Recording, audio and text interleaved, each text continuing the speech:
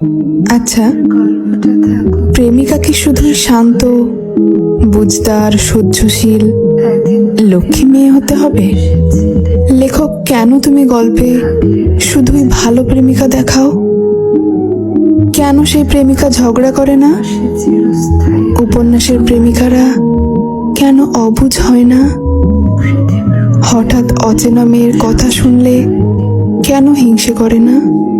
রাগ দেখিয়ে ঝগড়া করে চারটে বাজে কথা বলে না? কেন সে এত নিখুঁত হয়?